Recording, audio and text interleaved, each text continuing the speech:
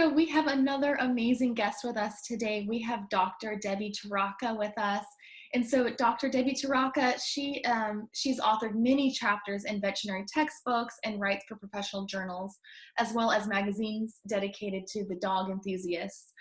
She has taught at many veterinary conferences, including the American College of Veterinary Surgeons, which is called the ACVS, the North American Veterinary Conference, the NAVC, and then the Atlantic Coast Veterinary Conference, the ACVC, and just many other conferences as well. She is one of the founders and core instructors for the first and only university-based program in canine physical rehabilitation, University of Tennessee certification program in canine physical rehabilitation. So yeah, thank you so much, Dr. Torraca, for visiting us and just letting us know how we can help keep our animals sound and what you can offer just as tips. Oh, thank you so much, Kelly, and thank you so much for having me too. It's definitely an area that I'm so passionate about because part of what I do is definitely take care of animals that have had injuries. Some of them are preventable, some of them unfortunately are not. So accidents happen. We see that a lot in the equine world, and we see it in the canine world also. But there are definitely so many steps. Like I always tell my clients, both canine, equine, that we can stack the cards in the animal's favor. And I always say that the goal is for every animal to have the best quality of life for the longest time possible. And so that's always like looking at their longevity and everything that we can do to make sure that they're comfortable, they're happy, and pain-free. So very important stuff. And I think it's just amazing too that your background, you actually started on the human side, and then your passion for animals grew, and you saw more animal patients, and then all of a sudden you just fully went on to the animal side. I think that's just amazing. Oh, and I love it. It's just, I always say I learn something new every day. And I mean, animals, like there's no secondary gains. There's like, if they're better, they're just going to let you know. And there's nothing like better than, a lick from a dog or a nuzzle from a horse, or we've been treating a lot of ducks. And I mean, it's just so amazing, to be with them. It's just great. So, yeah. And it's just comforting as a person too, getting that back, just like, I mean, for people, it's of course nice to help them as well. But when you can help an animal that, they depend on you, right. I think it's just so fulfilling. So I really appreciate what you do. And I think it's really wonderful. Thank you. Yeah. And you do a lot of speaking at, oh my goodness, let me cut that out. Sorry, I'm going to cut that out. But you do a lot of speaking at like conventions too, so like the NAVC. I actually go to those too, and it's interesting and how it works out, because you're a doctor and you talk and share with your information with other doctors and just how you can help rehabilitate animals. Right, so and I think that's like something, just giving back to everybody, educating not only my professionals, but owners, and just there's so much that can be done, and we could just do so much for animals, and it is fantastic. Yeah, just education, just letting people know, like all these people want to help their animals, they just don't know how. Right. Yeah, I just think, if you want to help out just right now, just for example, like if an animal is let me pause. Sorry, I'm gonna. No worries. Thought here. So, for example, like let's just say an animal, like we have horses and dogs scenario, and it's just a daily routine. What are some really common injuries that can be avoided that you just see quite often? Yeah, and that's a really good question. So one of the most common injuries we see in dogs is cranial cruciate ligaments, which would be similar to our ACL. Mm-hmm. However, different than from a person that usually tears their ligament right away, like going down a mountain skiing, they tear the ligament. In a dog, it's more of a progressive disorder.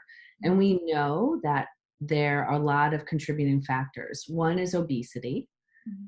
2 is a dog that doesn't get a lot of exercise, that has a higher level of osteoarthritis.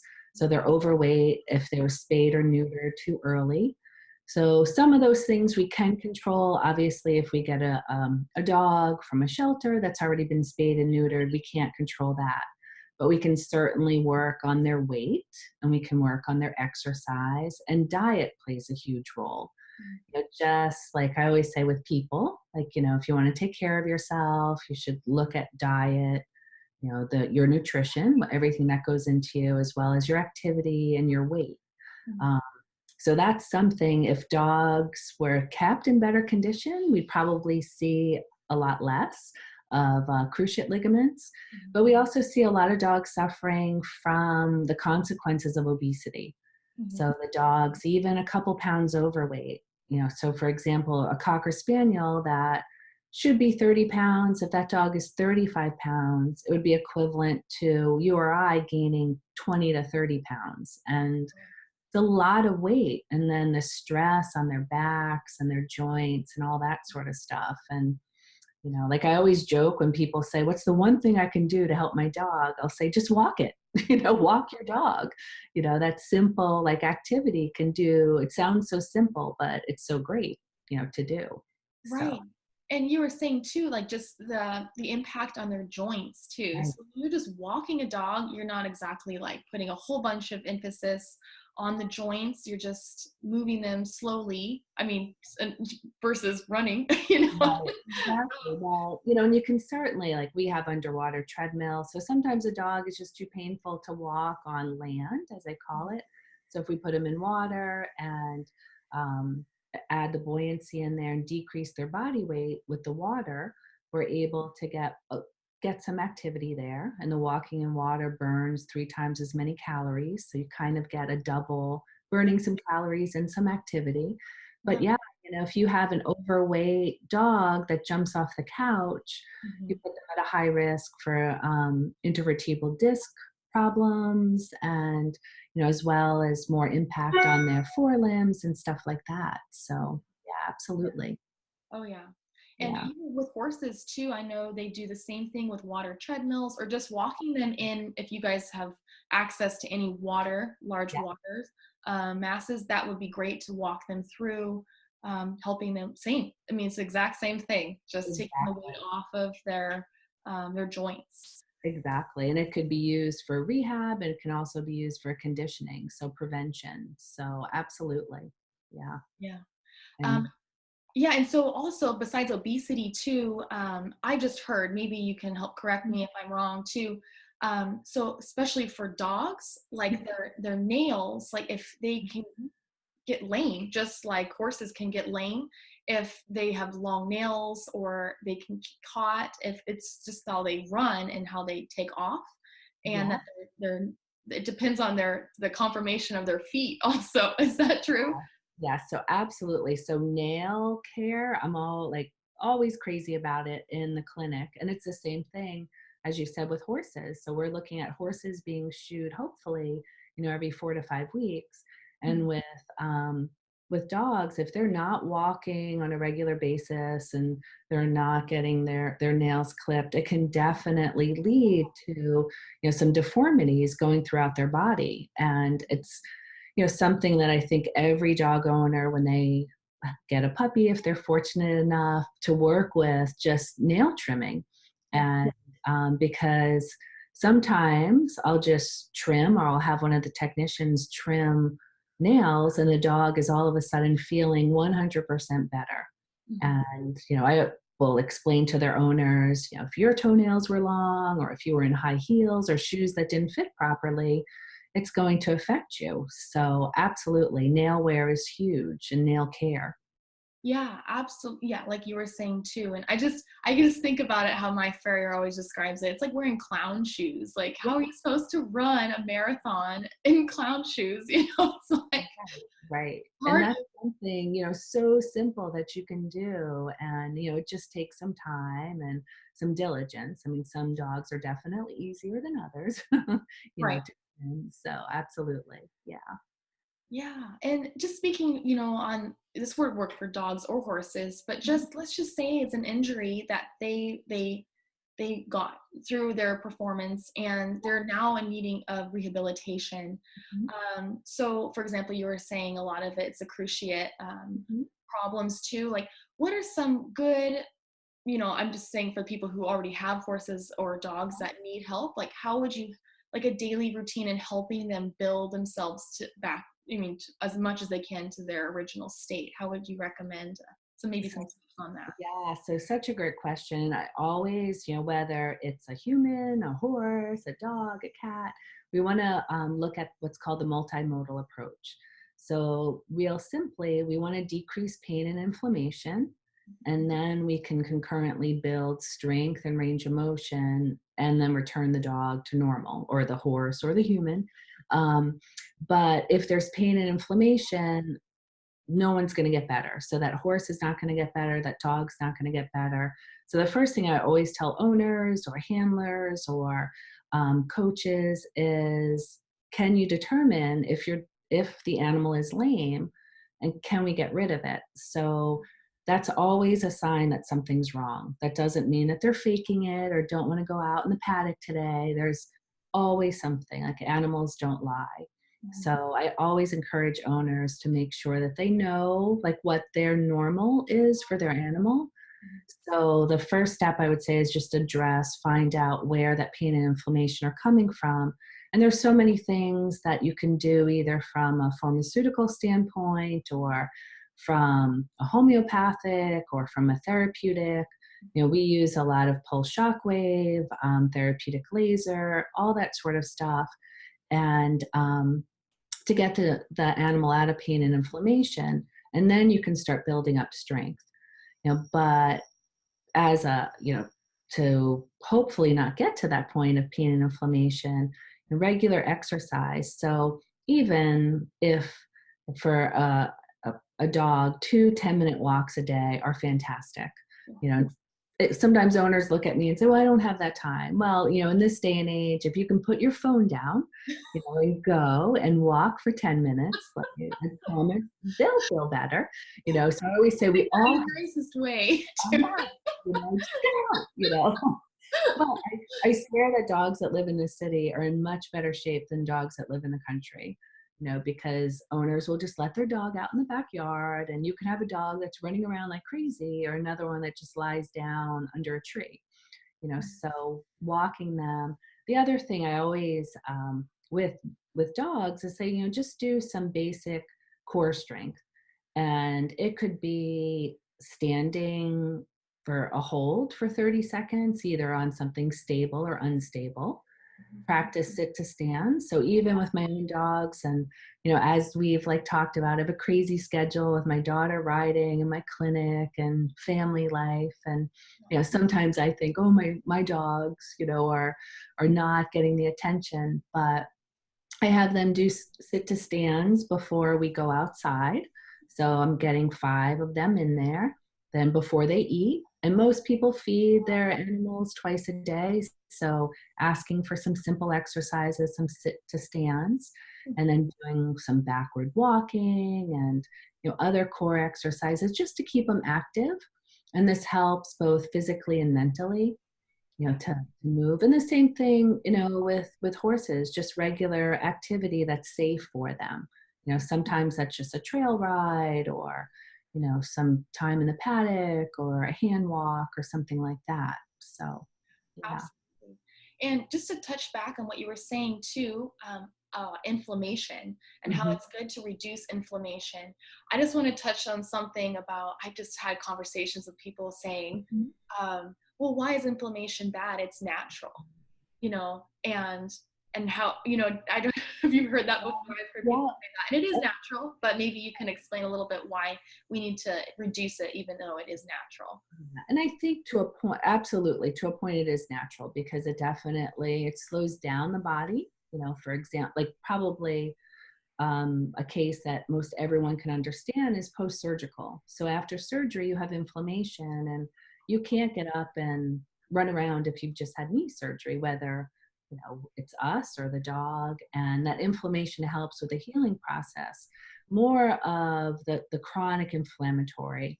So post 72 hours after injury, when it starts to hang around a lot, then you're really starting, it's now becoming detrimental.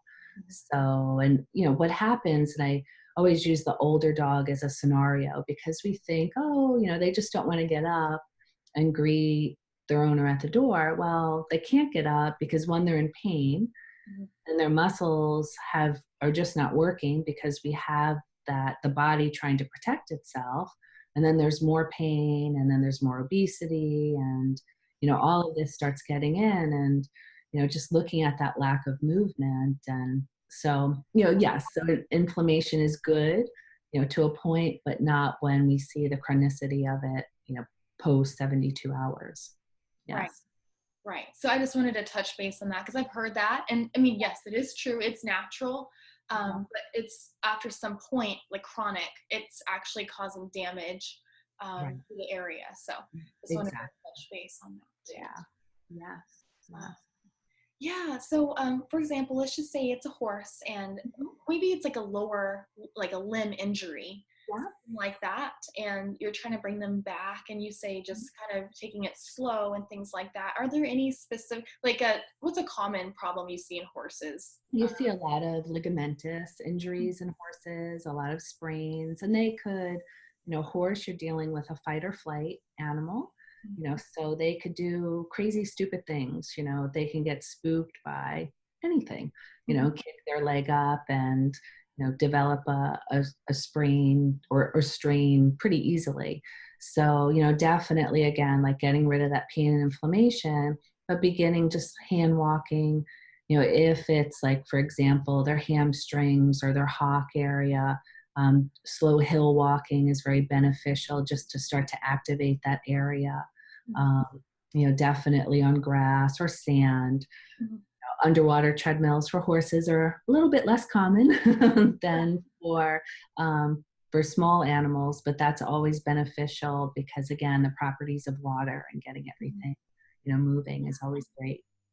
And I know you were talking a little bit about you do chiropractic work and even acupuncture and things like that. So if it's like a lower leg injury, and when would you recommend acupuncture versus chiropractic work, or just icing an area down? Like when would you recommend those by just looking at it? So we have, in my office, we have 2 veterinarians that specialize in both chiropractic and acupuncture. It's actually something I don't do, but so ice, I always joke that ice is the best modality. No one's ever going to make money off of it because it's ice, so when in doubt, I think you can never go wrong with plain old ice. It'll just help make everybody feel better. Definitely with acupuncture to help. We were just at a horse show this past weekend, and there was a horse colicking, and definitely going through all the regular medical procedures. He was hospitalized, but his owner also called in acupuncture to help get his gut moving and things like that. So I think you're looking at a whole body approach. The same with chiropractic on manual medicine, like, again, looking at that whole manual approach and looking at that whole body and getting things going. So we do a lot of manual therapy and just, focusing on getting that the animal back and treating it as a whole. So it's not just a colic, it's getting his whole system moving. And we see the same thing in dogs with if they have a back issue. A lot of times they'll have issues underneath their stomach or their diaphragm. So getting in and doing soft tissue or massage techniques to help their diaphragm is always so beneficial. So, yeah. And even stretching, like you're kind of mentioning too, like going for those long walks or uphill, exercises and things like that, but just, moving it and getting circulation and things like that. Exactly. And I think I always laugh that animals are pretty much smarter than us. We our alarm goes off, we jump out of bed and boom, we're gone. But if we watch, especially a dog, they'll do their little stretching, something, and sometimes we kind of cut that short and say, come on, let's go. But they do a really good job on their own. Yeah. But definitely helping them with that. And, simple things. They could stretch. We can ask them to stretch their back by just asking to put their front paws up on a step and look up. And we get a nice stretch to their hip flexors and to their back. And, horses, you can use carrots or cookies or bananas and, get some nice spinal stretches too. So, yeah. Yeah, that's a good tip too, of just like using a treat, even to get them, like a horse, to turn their head around and like reach behind them and Right. stretch Yeah. down, or yeah, any of those too. Yeah. Sure. I always say movement is life, so, and we want good movement and, but just keeping any animal moving, including humans, is so beneficial. Yeah, absolutely. Yeah, and do you have any tips, for example, like I've seen it. I've seen it happen where when horses, they get hurt and the owner just feels like they can't fix the problem. Mm-hmm. Like getting help, like are there any resources for getting help, to get these animals rehabilitated so they can still be, um, partners in their, in the owner's career and their riding?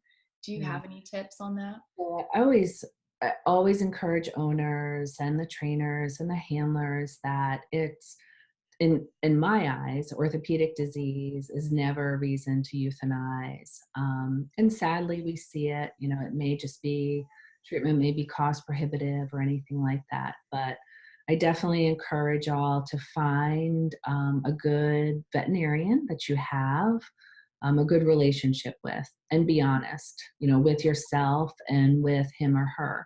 The same with a rehabilitation practitioner. Because is it realistic? Sometimes your goals don't match up. And, I've definitely seen people that don't put the animals first. They're going to put their goals or their sport or something first. And, so with those type of cases, I'll recommend adoption or anything like that. But also doing a lot of research, because there's so many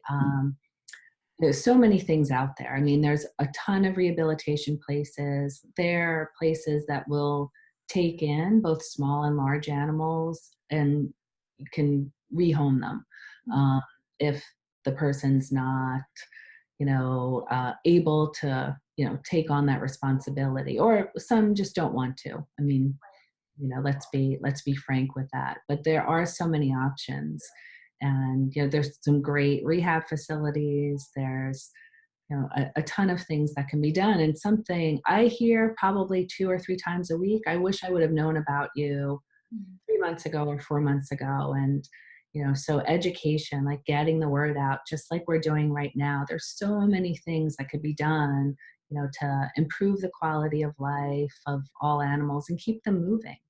So Right. yeah. Great. So And so, I mean, just thinking back on this topic too, is like the why. Like, why are you doing this sport with your animal? Like, and just giving them the option, too. Like you're saying, if it's financially, stressful to have like a horse that has some injury that you can't financially take care of, there are options out there where you can help them, if not alone, for adoption purposes. But there are options. Just talk to your vet. Maybe you don't think it's as expensive as you think it is. Just like, yeah, even small things like the water therapy where you just take them out, something like that. Like just trying different options out there, that can help your animal. And then just for adoption purposes, there's always ways to, responsibly give the horse to an adoption agency, but keep in track with them. Like there's always agreements where you can put in the paperwork, like if before they sell it to anybody or change hands, like you would be aware and have the first dibs, I suppose you can say, to get the horse back if it's not a responsible situation. So there's a lot of options that are responsible as an owner. absolutely. And also, I tell people too, if you have a horse that you want to jump, 3.5 feet width, and it can't, well, maybe that horse is not for you, but it would do great in a therapeutic riding program or something like that, or a schooling program. And the same thing with animals. We see so many, or dogs, I should say, so many canine sports. And just because a dog can't compete at a level of agility doesn't mean that they're done with. That dog would make someone else an excellent pet. And sadly, I've seen it, dogs be euthanized because they can't keep up with what the owner, has planned for them. And, yeah. And it's, not them, like they just want to, especially dogs and horses as well. They just want to please, and it's not, they don't care about titles or ribbons or anything else. Yeah, so there's lots of options out there of giving your animal a happy, healthy life, even if it's not fitting the competition mindset you are thinking in. But just going back to like the why, like why are you doing this activity? Is it to build a relationship with your animal, or is it for the ribbon? That's just you can answer that yourself. It's just a question that we ask, but there's always a responsible way of helping your animal. With their life, giving them the right options, and adoption or just rehoming. Yeah. And just, I think it's nice to have a paper trail so you know where they are, just so things don't get out of hand once they leave your facility or your house or your barn. So absolutely. yeah. Do you have any other just takeaway tips that we can cover on this topic? I mean, we covered a ton on here. Chiropractic work, we did water therapy, massage, and we did a ton. So if you think of anything else, do you You know have? what, really just like, as I had said, like, really look like at your animal and, that they do. Like the goal is the best quality of life for the longest time possible, and what can you do, to make their life better? And it doesn't have to be go spend, $500 on beds and all that sort of stuff. So sometimes it's just those walks and paying attention to them. They always tell you what they need. So Just even prevention of injury. And yeah. that's huge, like before it even happens. Just like Dr. Torraca was saying, just like, maybe small exercises of standing and sitting or hill work, anything like that, just to help strengthen those muscles and that haven't been worked in a while or aren't usually worked. Just prevention is huge out there too. So highly recommend you guys reach out to your local veterinarian and find, just like techniques, and they'll help you with correct exercises and prevention as well. So great. Well, thank you so much, Dr. Torraca. I really appreciate your time, and I really think that what we've touched base on really has helped a lot of people. Great. So Thank you so much, Kelly. Have a great day. you too. Talk to you Thank soon.